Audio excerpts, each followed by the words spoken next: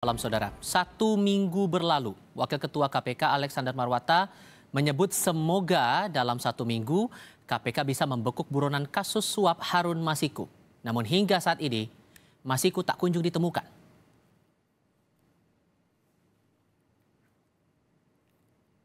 Sudah 4 tahun lebih buron. Namun hingga saat ini, Komisi Pemberantasan Korupsi belum bisa meringkus buronan kasus suap terhadap anggota KPU Wahyu Setiawan tersebut. Padahal sepekan lalu, usai rapat kerja dengan Komisi 3 DPR, Wakil Ketua KPK Alexander Marwata berharap Harun Masiku dapat ditangkap dalam 1 minggu. Menurutnya, penyidik mungkin sudah punya informasi soal keberadaan Harun. Mudah-mudahan saja dalam 1 minggu ketangkap. Mudah-mudahan, kata Alex seperti kami kutip dari laman kompas.com Selasa 11 Juni. Alex sehari kemudian menyebut pernyataannya soal KPK menangkap Harun Masiku dalam seminggu merupakan harapannya.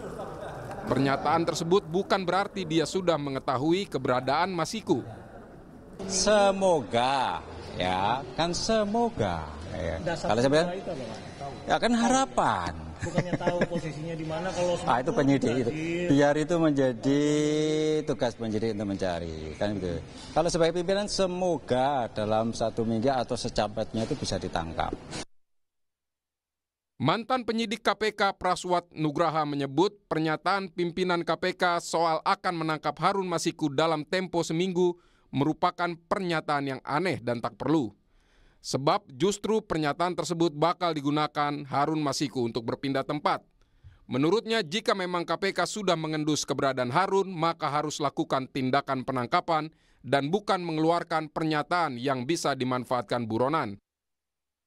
Tidak pernah ada pimpinan lembaga penegak hukum dimanapun di seluruh dunia yang menyampaikan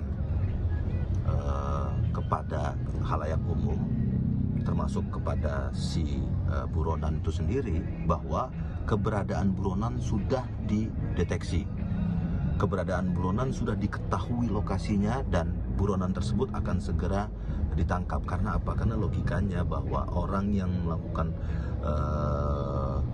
tindakan buron itu setiap harinya memantau dan mengkhawatirkan bahwa jangan sampai keberadaan dia diketahui oleh khalayak umum, apalagi diketahui oleh lembaga penegak hukum yang sedang mencari di mana sebenarnya posisi dia berada. Itu yang pertama.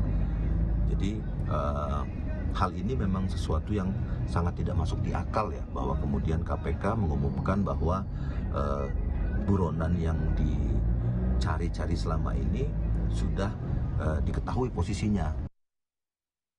Caleg PDIP pemilu 2019 Harun Masiku menjadi buron KPK karena diduga menyuap komisioner KPU RI saat itu Wahyu Setiawan.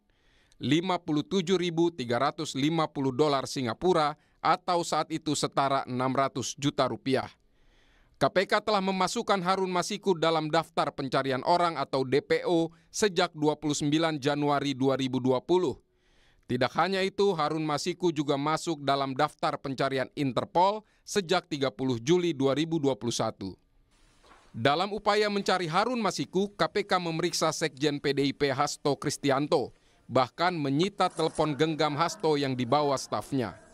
Meski tindakan KPK dipersoalkan tim Hasto, Ketua Komisi Pemberantasan Korupsi Nawawi Pomolango menegaskan penyitaan tersebut sudah sesuai ketentuan.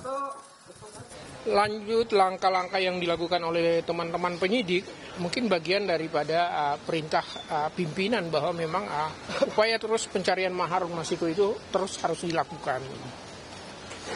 Kemarin saya sendiri ada giat di Surabaya sehingga baru tadi pagi saya minta Pak Deputi Penindakan untuk memberi penjelasan kepada kami apa yang berlangsung yang seperti diberitakan yang kemarin. Itu aja barangkali. Silakan, ada ruang-ruangnya, ada dewas, ada forum pra-peradilan untuk kegiatan. Pak, kemarin ada. Publik menunggu tindakan KPK untuk menangkap Harun Masiku. Tim Liputan Kompas TV. Lalu bagaimana upaya KPK mencari buronan Harun Masiku ini? Kami akan diskusikan bersama dengan juru bicara KPK Tessa Mahardika dan Ketua Indonesia Memanggil 57 Plus Institute Praswat Nugraha. Selamat malam semuanya. Selamat malam. Terima kasih sudah bergabung bersama kami.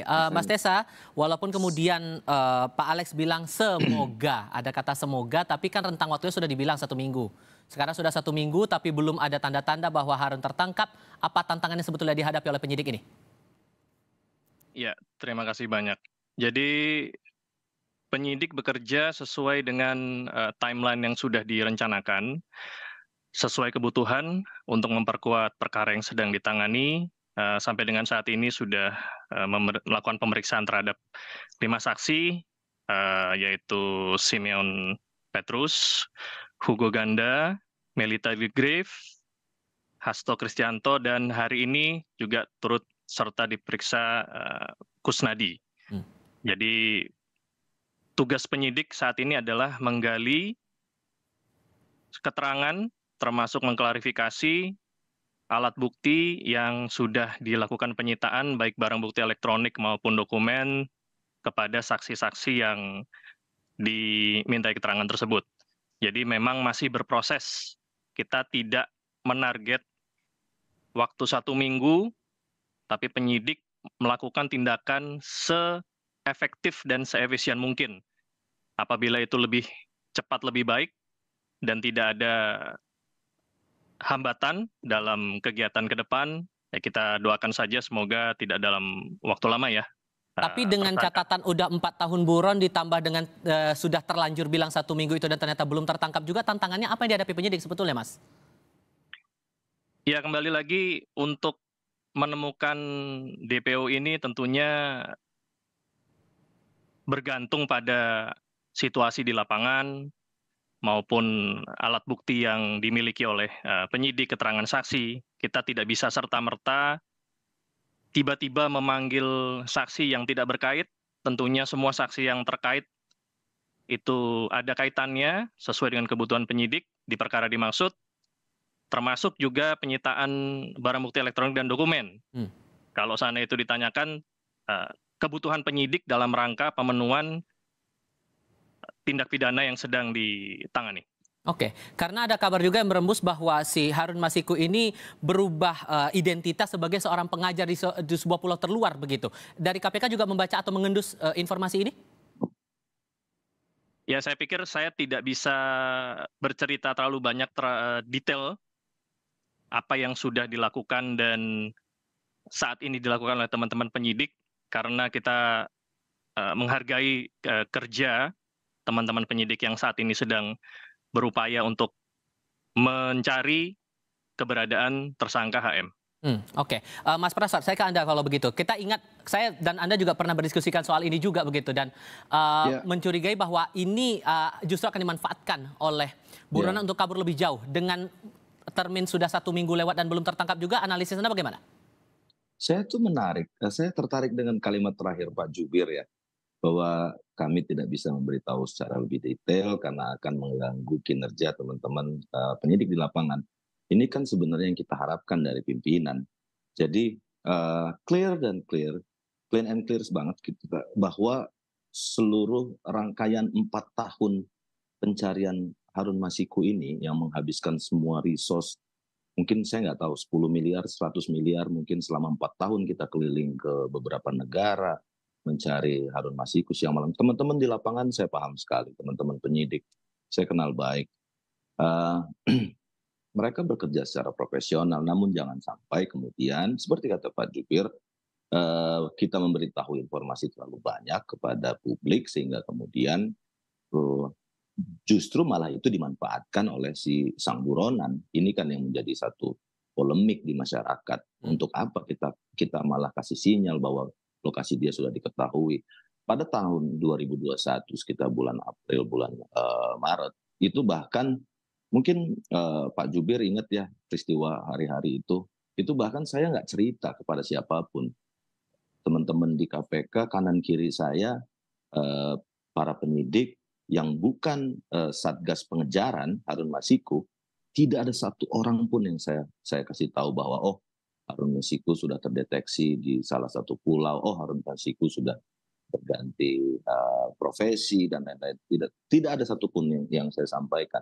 Tapi setelah 3 tahun atau setelah 4 tahun ini baru kemudian banyak gunjang-ganjing, baru kita sampaikan bahwa sebenarnya kalau memang mau benar-benar KPK mau memiliki political will yang clear, waktu itu pimpinan KPK sudah jauh-jauh hari seharusnya sudah ditangkap saudara Soal political will atau ada hambatan teknis yang sebetulnya dihadapi penyidik menurut Anda, Mas Parva? Saya pikir banyak intervensi mungkin ya kepada pimpinan maupun pimpinan juga kemudian kesulitan bagaimana kemudian kita tahu bahwa rangkaian penghambatan terhadap penangkapan Harun Masiku ini dimulai di tanggal 8 Januari 2020, 1,5 tahun sebelumnya, atau 4 tahun pas, 4 tahun lebih mungkin, 4,5 tahun mulai kalau kita hitung dari hari ini ya. Di tanggal 8 Januari 2020 ada peristiwa di Jakarta Selatan, ya kita sama tahu bahwa di situ ada penghambatan yang nyata kepada justru malah P21-nya sebenarnya justru malah pasal 21 tindakan menghalang-halangi penyidikan itu bahkan dimulai sejak hari penangkapan. Jadi kalau hari ini kemudian teman-teman di KPK kesulitan, ya wajar-wajar saja pimpinan KPK juga saat dalam kondisi seperti ini, ketika Rosa dilaporkan di Bareskrim mana teman-teman pimpinan? Atau kemudian kemudian teman-teman si PH-nya Hasto bisa melaporkan ke Dewan Pengawas. Oke. Kenapa nggak ada yang tampil paling depan, misalnya pimpinan KPK saya berdiri paling depan akan membela penyidik-penyidik saya, gitu. Mana statement-statement itu kan nggak kita temukan. Saya minta tanggapan dari Mas Tessa mewakili KPK, ada dugaan intervensi dalam kasus ini. Gimana ngeresponnya? Ya, kembali lagi bahwa sebelum menjadi jubir saya merupakan penyidik ya, di mana nature-nya penyidik ini bekerja soliter di dalam lingkungan Satgas. Kami tidak mengetahui kegiatan-kegiatan yang dilakukan oleh Satgas lain. Nah, saat ini respon kami tentunya kembali kita memberikan kesempatan sebaik-baiknya kepada penyidik untuk dapat bekerja secara optimal. Kita tunggu, semoga tidak dalam waktu yang lama tersangka HM dapat ditemukan. Itu adalah keinginan dari semua pihak, saya yakin baik penyidik, pimpinan KPK maupun masyarakat. Demikian. Oke, ini proses masih panjang, apalagi statusnya masih berstatus sebagai buronan. Mas Tessa mewakili KPK, terima kasih. Mas Praswat juga terima kasih. Terima kasih. Sudah hadir dalam diskusi kami kali ini. Selamat malam semua. Bang Tessa, terima kasih. Terima kasih.